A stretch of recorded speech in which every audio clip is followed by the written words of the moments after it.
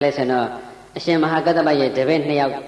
်ထဲကအဆိုးဆုံးမှမလွယ်တဲ့တပည့်ကိုအကြောင်းပြုပြီးမိန့်ကြားထားတာပါ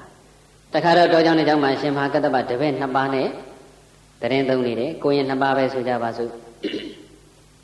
ကိုရင်တစ်ပါးကအကောက်များတယ်ကိုရင်တစ်ပါးကတော့ဖြောင်းတယ်ပေါ့အဲ့တော့တစ်ပါးကပြင်းကလည်းပြင်းတယ်ခုနကများတယ်မှာဆိုတော်တော်များပါတယ်အကောက်လည်းများတယ်အပြင်းလည်းများတယ်အများကြီးပါပဲနော်အိတ်လည်းများတယ်အစားလည်းများတယ်ဒါကောင်းတဲ့အင်္ဂါတွေကိုကောင်းကောင်းတစ်ခုမှကိုမရှိဘူးလို့ပြောလို့ရတယ်အဲ့ဒါမနဲ့ဆိုလို့ရှိရင်ဟိုကိုကောင်းတဲ့ကိုရင်ကောင်းတဲ့ကိုရင်ဖြောင်းလို့ပဲနာမည်ပေးလိုက်ကြဘူးပြောရလွယ်အောင်နော်အဲ့ဒါကိုရင်ဖြောင်းကမနဲ့ဆိုလို့ရှိရင်ရှင်မကတ္တပမျက်နှာသိဖို့အစင်းသင်းဖြစ်အောင်ရေချိုးတဲ့ဆိုရင်လည်းချိုးရည်တွေအစင်းသင်းဖြစ်အောင်လုံလဝရိယနဲ့ပြုပြင်ထားတယ်ပြင်ဆင်ထားတယ်အဲ့ဒါမျက်နှာသိတော့မယ်ဆိုရင်မသိခင်စောပြီးတော့ကြိုးပြင်ထားတာပေါ့ရှင်မကတ္တပယဟန်တော်ကြီးမျက်နှာမသိခင်မထေမြတ်မျက်နှာမသိခင်ကလေးကပြင်ထားတယ်အဲ့ဒါမျက်နှာသိခံနေပြီဆိုတဲ့ခါကျတော့ဟိုကိုရင်ကောက်ကအဲ့ဒီပြင်ထားတဲ့ဟာတွေယူသွားပြီးတော့အရှင်မြတ်ဒီမှာမျက်နှာသိဖို့အစင်းသင်းဖြစ်ပါပြီဘုရားနဲ့သူလှုပ်ထားတယ်လို့နဲ့ဟန်ဆောင်တယ်နော်ရေချိုးကနေဆိုလဲဒီတိုင်းပဲဟိုဆောင်းနှင်းလိုပါမျိုးရေနွေးလေးနဲ့ချိုးတယ်ဆိုရင်ကိုရင်ဖြောင်းကရေနွေးတွေပါတိကျိုးထားရေအေးလေးနဲ့ဆက်ထားအဲ့ဒါရေချိုးကနေပြီဆိုလဲဆိုရောရေနွေးကိုမှရေနွေးကို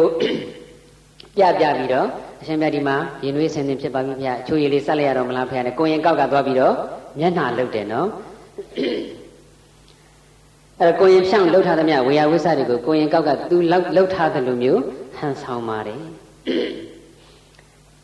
်အဲ့ဒါနဲ့ကိုရင်ဖြောင်းကလည်းကဲဒီလောက်တောင်ကောက်တဲ့ကိုရင်ပညာတော့ပြလိုက်ဦးမှာပဲဆိုပြီးတော့တနေ့ကျတော့နေ့လေကင်းဆောင်းနှင်းကာလတစ်ခုပေါ့လေနေ့လေကင်းမှာရေနွေးဆက်ပြီးတော့အရှင်မဟာကတ္တပမထေရမြတ်ကြီးကရေချိုးမှာ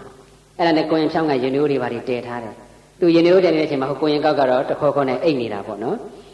စာပြီးအိမ်နေဘိက္ခဝေဖြစ်နေတာပေါ့ဆွမ်းလုံးစီနေတာပေါ့နော်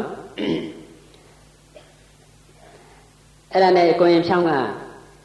ရေနွေးဝဲကရေတွေကိုအင်တော်ကြီးတစ်ခုတည်းထည့်ပြီးတော့ရေချိုးကိုင်းနောင်နာကတစ်ပင်ချုံကလေးမှာသွားပြီးတော့ဖွက်ထားလိုက်ပြီးတော့ရေနွေးလေးအကက်ကလေးခြံထားလိုက်တာပေါ့အကက်လေးခြံတော့အငွေလေးကလည်းတစ်ထောင်ထောင်ထွက်နေတာပေါ့လေနှုတ်ပြီးလေးကနေပြီးတော့အဲ့ဒါကိုရင်ကောက်ကအေးရွာလို့နိုးလာပြီလေဆိုရေနွေးကိုလှမ်းကြည့်တော့ရေနွေးအငွေလေးတွေတစ်ထောင်ထောင်ထွက်နေတာသူဟာရေနွေးကိုရင်ဟိုကောင်တော့ရင်နွေးအစင်းနဲ့ကြိုးပြီးထားပြီဆိုပြီးတော့တခါရှင်မကတ္တပစီပြေးသွားအရှင်ဘုရားရင်နွေးအစင်းနဲ့ဖြစ်ပါပြီဘုရာ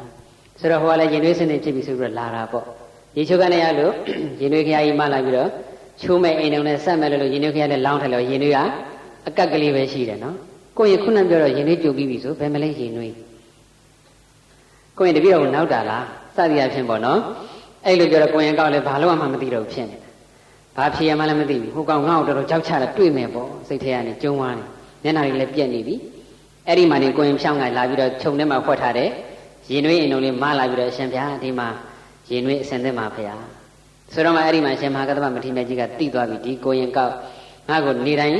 းလာလိမ့်နေတာပဲလက်ဆက်တဲ့ကိုရင်ဖြောင်းလှုပ်ထားတဲ့မြတ်ကိုကိုရင်ကောက်မျက်နှာလာလှုပ်တာပဲဆိုတာအရှင်မဟာကတ္တပမထေရမြတ်ကြီ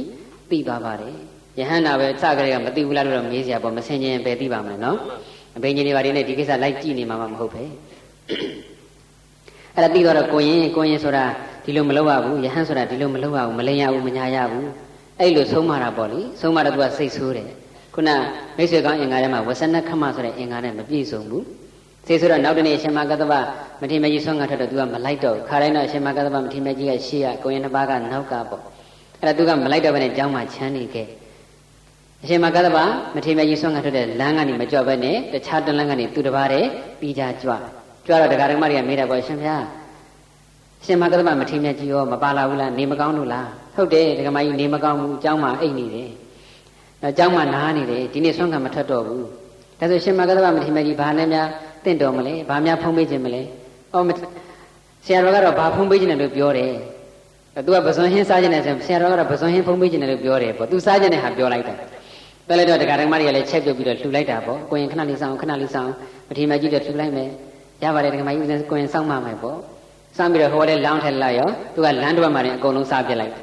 ်ကျောင်းထိတယ်မသွားတော့ဘူးနော်အဲ့ဒါနောက်တနေ့အဲ့ဒီလမ်းမှာရှင်မဟာကတ္တပမထေရမြတ်ကြီးကဆွမ်းခံကြွတလန်းနဲ့2ရက်ဆက်တိုင်းမကြွဘူးလေအဲ့ဒါကြွလိုက်ရောရှင်မြတ်နေကောင်းသွားပြီလားဆိုတော့ငါ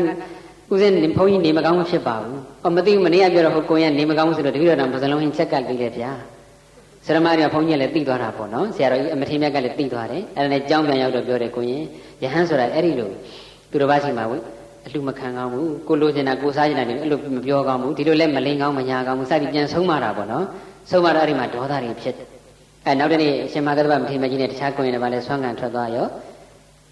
အကြောင်းမှရှိတဲ့အိုးခွက်တွေပကံတွေတပိတ်တွေအကုန်လုံးရိုက်ခွဲပစ်ရေချိုးတဲ့မထေရမကြီးရေချိုးတဲ့အင်ဒုံတွေရောဘာတွေရောရင်တွေခရတွေရောအကုန်လုံးဒုံနဲ့ရိုက်ခွဲပလိုက်တယ်ပြီးတော့မထေရမြတ်တရင်သုံးတဲ့သိရမိုးကြောင်လေးကိုလည်းမီးရှို့ပစ်လိုက်တယ်သူသိသွားတဲ့ခါကျတော့အဝိဇ္ဇငရေရောက်သွားတာပါပဲနော်